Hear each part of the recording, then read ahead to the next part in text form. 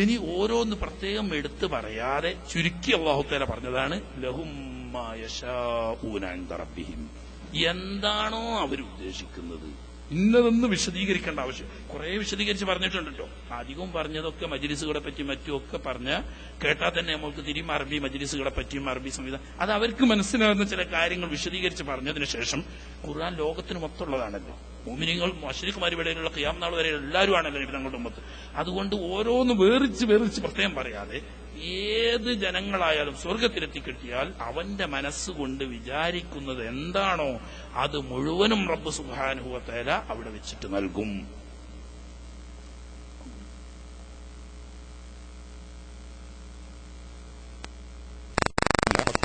കുറച്ച് ആളുകളോട് ഇങ്ങോട്ട് എത്തേണ്ടതുണ്ട്. അല്ലാഹു സുബ്ഹാനഹു വ തആല ഖുർആൻ ശരീഫിൽ പറഞ്ഞ കുറേ വിവരണങ്ങളുണ്ട്. അതിനെപ്പറ്റി വിശദീകരിക്കാൻ 1-2 സൂറത്തിൽ പറഞ്ഞ വെറുതെ ഇങ്ങനെ വായിച്ചു പോരാ. എന്തിനാന്ന് വെച്ചാൽ ഇപ്പോൾ നിങ്ങളെ പ്രസംഗിക്കലല്ല. അല്ലാഹു സുബ്ഹാനഹു വ തആല സൂറത്തുർ റഹ്മാനിൽ അവിടെ തുടങ്ങുക. സൂറത്തുർ റഹ്മാനിൽ അല്ലാഹു സുബ്ഹാനഹു വ തആല പറയാൻ തുടങ്ങുമ്പോ തന്നെ പറഞ്ഞല്ലോ വലിമൻ ഖാഫ മഖാമ റബ്ബിഹി ജന്നത്താൻ എന്നോർത്തുനിന്ന് തുടങ്ങി. അതിന്റെ വിശദീകരണം നമ്മൾ പറയുകയും ചെയ്തിട്ടുണ്ട്.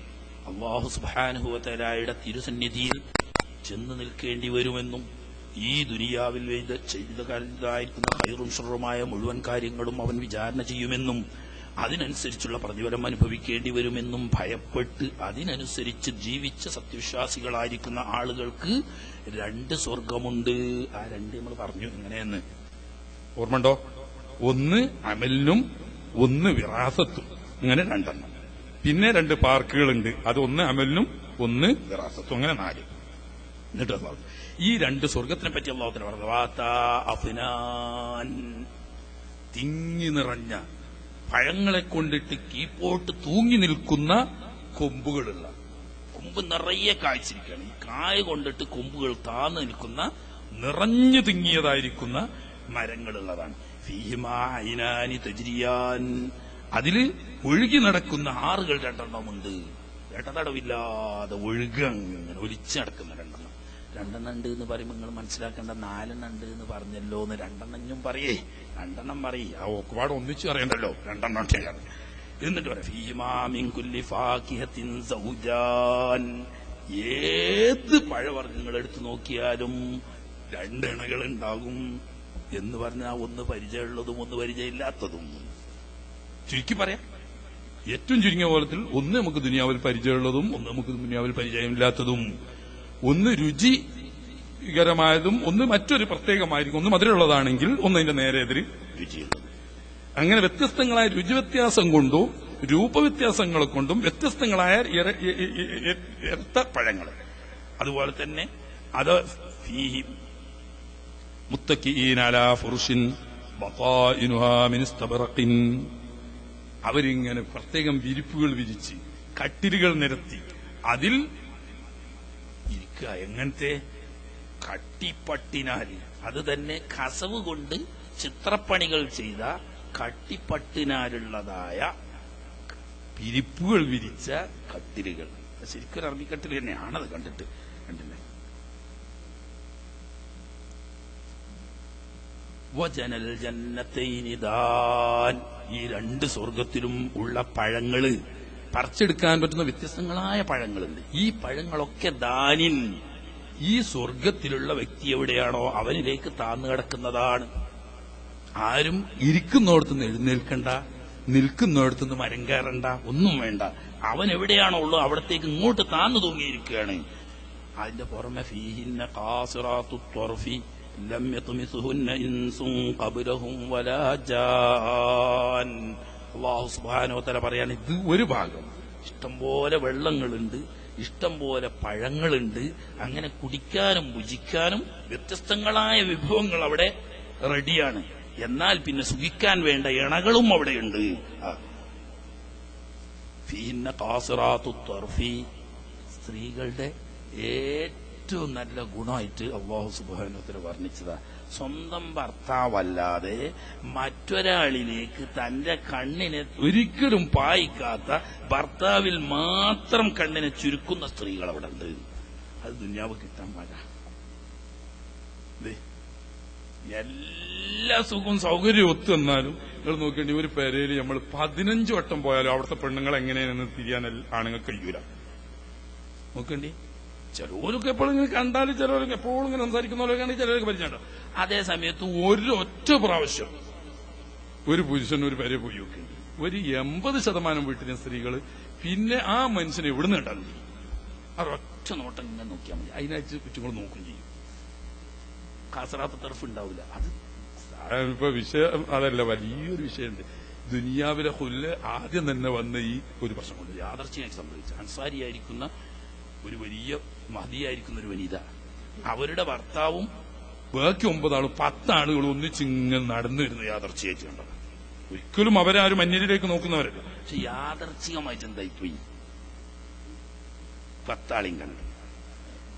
ആകെ പ്രശ്നം, ഒറ്റ സംഭവം കൊണ്ട് ആകെ പ്രശ്നമായി എന്ന് പറഞ്ഞു നോക്കുമ്പോൾ ഈ 10 ആളുകളിൽ അങ്ങേയറ്റം വിരൂപനും കുള്ളനുമായിട്ട് തന്റെ ഭർത്താവിനെ കണ്ട്. ബാക്കിയുള്ള 9 ആളുകളും അതിനേക്കാൾ സുന്ദരന്മാരാണ്. ഉന്നത തറവാട്ടിൽപ്പെട്ട നല്ല കഴിവുള്ളവരാണ് ഈ ഭർത്താവും അതുപോലെ തന്നെ ഭാര്യയും. രണ്ടും നല്ല കഴിവുള്ളവരാണ്. 2 സഹാബി അൻസാരികളാണ്.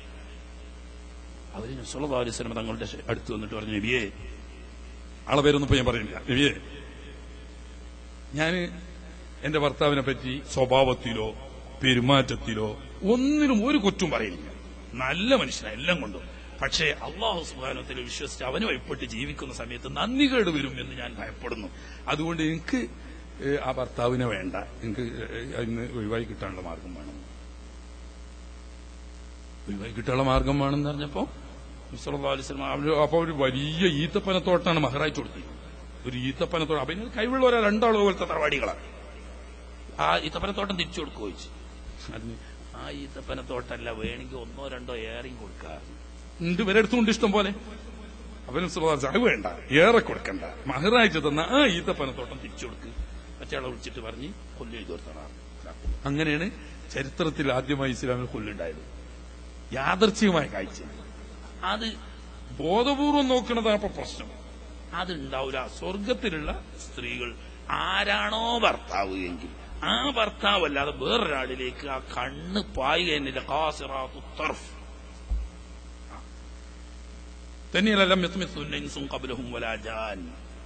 ഈ സ്വർഗത്തിൽ കടന്ന ഈ മുഅ്മിനായ മനുഷ്യൻ സ്പർശിക്കുന്നതിന് മുമ്പ് ഒരിക്കൽ പോലും മനുഷ്യനോ ജിന്നോ ആയ ഒരു പുരുഷനും അവളെ സ്പർശിച്ചിട്ടുണ്ടായിരിക്കില്ല.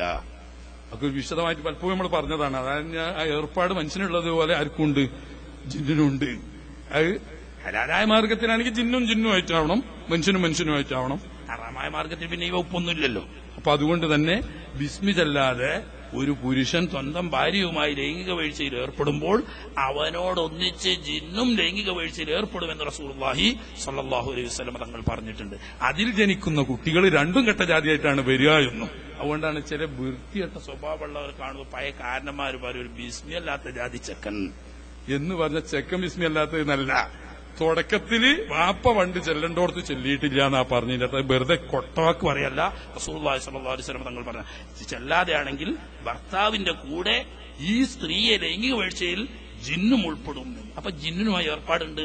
എന്നാൽ ഇവരെ സംബന്ധിച്ചിടത്തോളം മുമ്പ് മറ്റൊരു പുരുഷനും, അത് ജിന്നാവട്ടെ മനുഷ്യനാവട്ടെ. ഇനി മറ്റൊരു തഫ്സീറുണ്ട്, അതാ കുറച്ചുകൂടി ബുദ്ധിപരം. അതായത് സ്വർഗത്തിൽ ജിന്നും ഉണ്ട്, മനുഷ്യനും ഉണ്ട്. അങ്ങനെ ജിന്നിന് ലഭിക്കുന്ന ജിന്നിന്റെ മുഹറികൾ അതിന്റെ മുമ്പ് ഒരു ജിന്ന് പുരുഷനും അവരെ ഉപയോഗിച്ചിട്ടുണ്ടാവില്ല. മനുഷ്യന് ലഭിക്കുന്ന മനുഷ്യന്റെ ഹൂറികളെ മനുഷ്യ പുരുഷൻ നേരത്തെ ഉപയോഗിച്ചിട്ടുണ്ടാവില്ല. അതാ കുറച്ചുകൂടി നല്ല രണ്ടുമാട്ടെ. കാന്നഹുന്നൽ യാഖൂത്തു വൽ മർജാൻ മതിയക്ക. അവരെ കണ്ടാൽ, ഈ ഹൂറികളെ പറ്റി പറഞ്ഞാൽ മുത്തുപോലെയും മാണിക്യം പോലെയുമായിരിക്കും. അതെങ്ങനെയൊക്കെയാന്ന് പറഞ്ഞാൽ നമുക്ക് ഏറ്റവും മുന്തിയതായിട്ട് തോന്നുന്ന ചിലതിന് വർണ്ണിക്കാല്ലാതെ സ്വർഗത്തിലുള്ളതിനെ ദുനിയാവ് കൊണ്ട് വർണ്ണിക്കാൻ സാധ്യമല്ല. എന്നാൽ അള്ളാഹ് അങ്ങനെ പറഞ്ഞു, യാഖൂത്തുൽ മർജാൻ, മുത്തും മാണിക്കവും പോലെ സുന്ദരമായിരിക്കും അവർ.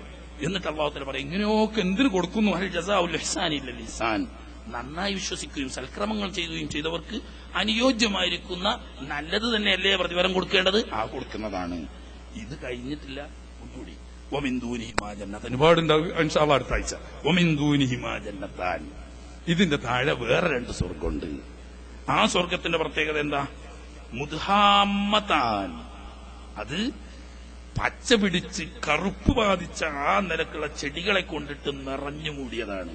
ആദ്യം പറഞ്ഞ കായ്കനികൾ നിറഞ്ഞിട്ട് കൊമ്പുകൾ താന്നു തൂങ്ങുന്ന ചില്ലകളുള്ള മരങ്ങളാണ്. ഇത് ഇലകളെ കൊണ്ടിട്ട് തിങ്ങി നിറഞ്ഞ് പച്ച പിടിച്ച, അതുകൊണ്ട് തന്നെ ഈ സ്വർഗം പാർക്കും, മറ്റേത് പാർപ്പടമാണ് എന്ന് പറഞ്ഞു. ഒക്കെ കഴിഞ്ഞ പ്രാവശ്യം പറഞ്ഞേന് എന്റെ സ്വർഗം. ഇത് പാർക്കിലാണ്. നല്ല ഇലയുള്ള, നല്ല തണുപ്പുള്ള, നല്ല സുന്ദരമായ പച്ച പിടിച്ച് നിറഞ്ഞ ഇല കോർത്ത് നിൽക്കുന്ന അവിടെയാണ്. ഏത്? ഇഞ്ഞുണ്ടല്ലോ അങ്ങനെ വരുന്നു.